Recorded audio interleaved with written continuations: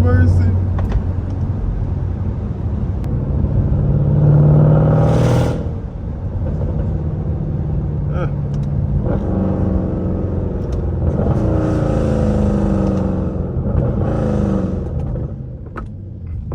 Mercy goodness.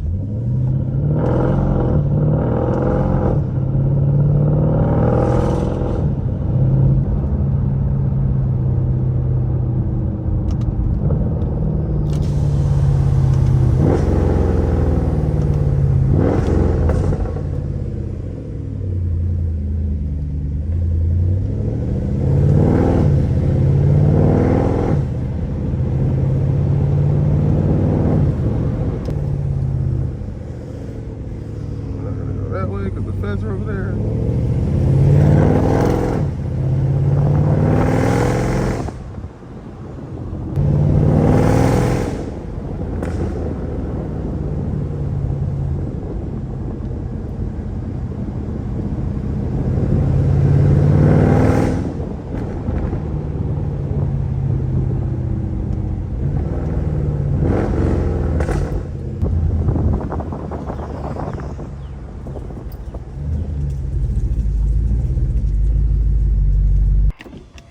That was fun.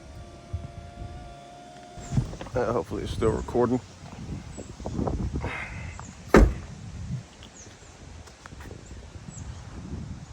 I just washed it, but it rained, so back dirty. That's one thing I'd be honestly getting mad about. It's like, with a black car, you can honestly never keep it clean. It's so frustrating. It's so frustrating, but here's my W204 C63. I know y'all probably sick and tired of seeing it. Now, I'm gonna let y'all know one thing. This car was not like 100% a dream car, I'll say, in my opinion. I had a 2002 Mustang GT. I had two of them. But I had a silver 2002 Mustang GT. It was my mom's college car. And then it got passed down to me when I got into high school. And well, I won't even say high school. It got passed down to me when I was in middle school.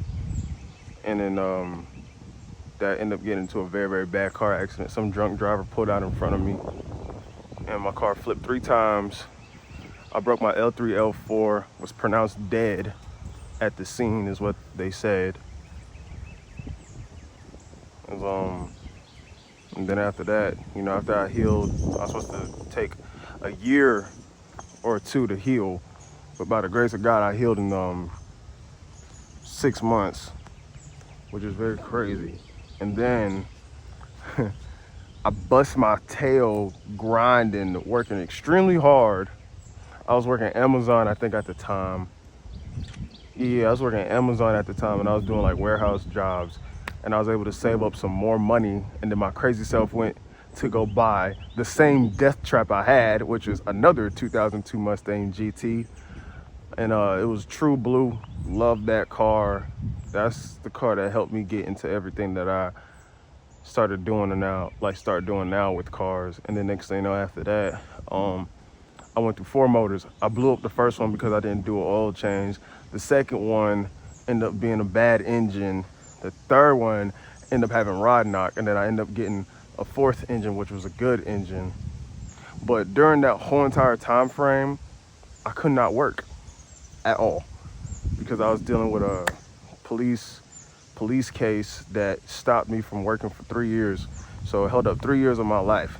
Now, I ended up getting into cars because, one, I was in aviation school at the time, and what I was doing was wanting to be a drone pilot. I wanted to get my drone license so I can do a whole bunch of other stuff outside of just airplanes alone, you know what I'm saying?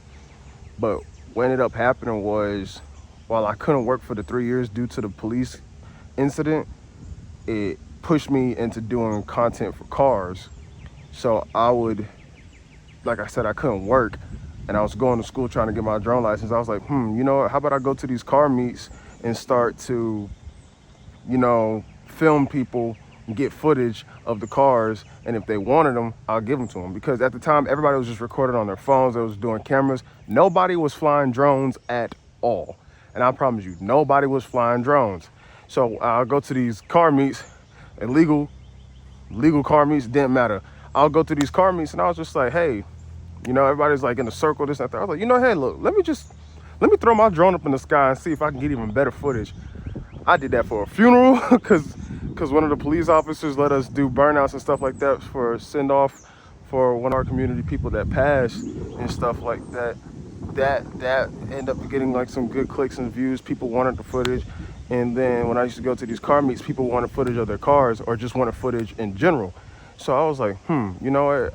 I think I can kind of start doing something with this just for a little bit, because like I said, I was still in processing of getting my drone license. So I'll go out there, record. People like, hey, you know, you got footage of this, you got footage of this, you got footage of this, you got footage of that. And I'll be like, yeah, start charging people. And then it got to a point where people started inviting me out to different areas to shoot content for them. So I done been to Florida, I done went to Atlanta, I done been to Orlando. Where else I went? North Carolina, freaking South Carolina. I was just Raleigh. I was all over the place just doing content, just with my drone in the sky, just getting content for people. And that's what got me into doing cars. So I started doing it on my Mustang, my True Blue one. Then I started doing it for other people. And then after that, I got into a bad, when I ended up getting my freaking Mustang out of the shop for the 4th engine, I finally picked up a job doing, I was gassing airplanes at the airport and stuff like that. Just got my car out of the shop. Happy, good engine, everything was running fine, just for somebody to total it on the opposite side of the road. They was driving on the wrong side of the road, ran dead smack into my car. I didn't even have my car for like 3 months. So all that money and everything I had, honestly went straight down the drain, y'all. And I was just like so sick because, hold on real quick. There we go. Yeah, I was just like so sick because I was just like, yo, I spent like, I said good, like whopping 15, almost $20,000 just honestly just trying to get my car up and running the way that it needed to be just for it to get totaled. And I was hurt, bro. I was so hurt. Mind you, I was still in the process of still trying to get the job that I ended up having like way back when as a aircraft fueler. So in the process of all that bullcrap going on, I have no car. I have no car, y'all. I had no car at all. Next thing you know, after that, I was like, well, shoot, you know, I didn't know what I wanted to get at that time. I was like, okay, I'm gonna try to go get another Mustang because I love Mustangs, y'all. I love Mustangs to the day I die. So I was like, you know, I'm gonna try to go get go get another Mustang. I was trying to go for a 2020, but I was just like, I really don't like the way they looked at the time because they looked like catfishes in the front. I was stuck with the New Edge platform for such a long time, and I was just like, that's what I wanted to go get. Went to go test drive one, completely felt terrible. Couldn't drive it. I had bad anxiety. It was just terrible. And I was just like, yo, I don't know what car I want to get next. So next thing you know, like I've had Scat Pack, Hellcat, did that, but I really don't want to talk about all that because it's whatever. And my pops and them had them, so I was like, you know, they was just in the group. It was a 2017 Daytona yellow and black Scat Pack Charger, and then we got a 2020 wide body Hellcat. And I really didn't do content with those cars, but I have fun in those cars. Fast forward to now, I was like, man, I don't know what I want. I saw one of these on Instagram, and I was just like, yep, this is what it's gonna be next. Definitely gotta get one. I went to 3 states looking for one. I was looking for a sedan because I really wanted a sedan, but I test drove a sedan. I was just like, yo, this is dope. It was red and black, but had a salvage title. Couldn't get it. Sick. And I was just like, dang, bro. Went to go test drive another sedan, and that was somewhere in Charlotte. It was a 2008, but they had a revamp to make it look like a 2012 and newer. And I was just like, all right, cool. But when I was doing research and everything like that, I read that they had head bolt issues, this and that and the third. I was like, dang, can't do that because I ain't trying to break my pockets going through a whole nother rebuild if something was to go wrong, right? I went through 2 sedans and then went all the way to Washington, D.C., saw a coupe for the first time and was like, I want the coupe, definitely gotta have a coupe. No questions after that, just need a coupe. Went to go test drive it, was cool, it was dope, but they was asking like 45,000 for it, and they had around like 75 something thousand miles on it, and the owner was still driving around here and there, and I was just like, you know what, nah. We was bumping heads left and right because they was like, you know, if you want the car, you got to put like, you got to put 30,000 down, 30,000 down for it. I was like, I ain't about to do all that because that's just ridiculous for a 2012 car. I was like, I ain't about to do that. Went to Atlanta, ended up seeing a white one, and was just like, yep, definitely gonna like that one. But when I tried to go test drive it, they wouldn't let me because they was like, you need to put about like $15,000 down, and once you put $15,000 down, then we'll let you test drive the car. I was like, heck no. But we went to go look at it. It was, the bumper was hanging off, y'all. Listen, the bumper on that freaking C63 was hanging off. The freaking headlights was broken. The hood wasn't even closed all the way. Like one side was up, the other side was down. I don't remember the name of the freaking dealership, but if I did, I would definitely recommend y'all to never, ever, ever, ever go to that dealership because they are shiesty. Unfortunately, somebody ended up buying that Y63. They ended up having a buttload of issues with that car, and it was just real bad. It was just real bad. But this one was in Atlanta as well, but it was on Facebook Marketplace at the time. And I was screaming, oh, my car got to be red and black. It's got to be black and red. It's got to have black exterior. I got to have red interior. The whole nine, right? I messaged some dude on Facebook. Next thing you know, after that, he thought I was playing around, so he blocked me.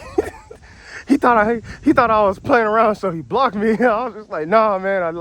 I was trying to find time to go down there and go see if I can, you know, go take a look at the car and go drive it and XYZ 1, 2, 3. You know what I'm saying?